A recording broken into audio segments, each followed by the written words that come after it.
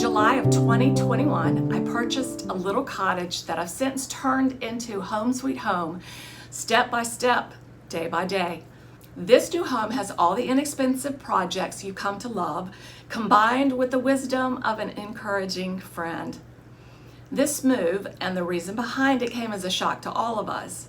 Our HIV and AIDS diagnosis shattered our family. A few weeks later, my husband and I separated, and I bought this little cottage that is perfect for me. This wasn't the ending I imagined for my 35-year marriage, but I've seen the faithfulness of God in a million different ways. Since then, I've shared my tears and triumphs, heartache and joys on my blog and on my social media.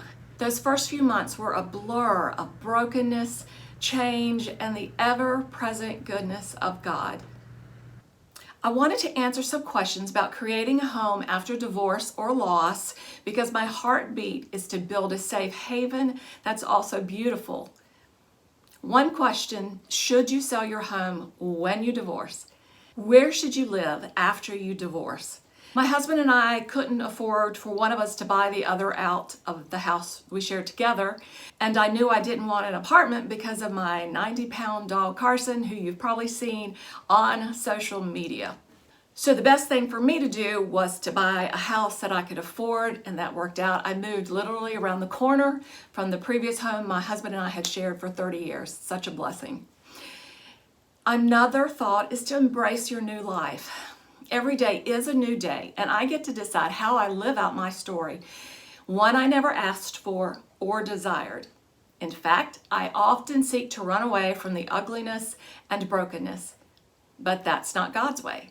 He brings us through the darkness, not around it.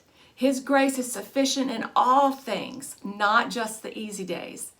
Through it all, I'm learning to make mistakes, trust my instincts, and pray without ceasing.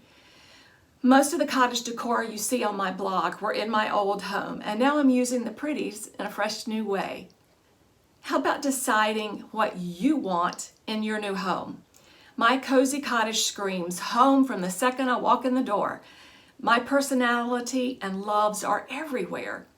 I no longer have to worry about pleasing anyone else, so anything goes as far as I'm concerned. I've seen many women struggle with this, and that's letting go of sentimental memorabilia that keeps you bound to the past. This may be hard for you if you're still clinging to the past, or sentimental memorabilia has a death grip on you.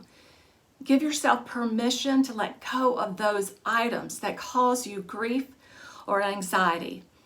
And I'll just tell you, as I was moving out of my old home, I gave my wedding dress that I still had to Goodwill, and my big wedding portrait that I had, threw it in the trash. It was time to let go. Give yourself permission to fail and learn. Even though I'm a DIY blogger, most of the projects were built by my husband. Moving into a new home where every single decision fell on me has been intimidating at times. Can you say a mouse? That's my latest thing to conquer. You'll never know if you're capable if you don't try. I've Googled and YouTubed and researched to figure out the things I can and cannot do. And ain't no shame in paying somebody else to do what's not in your skill set. Which leads to, don't be afraid to ask for help. Honestly, I feel blessed to be so well loved by my friends and family. I've shed more tears than I thought possible, yet I know in this next season, God's going to do amazing things. That's been the prayer of my heart for months. I've also had wonderful friends who have built shelves, fixed doorknobs, and crawled under my house. They've taught and empowered me to have the courage to figure out things as I go. It has been a tremendous gift.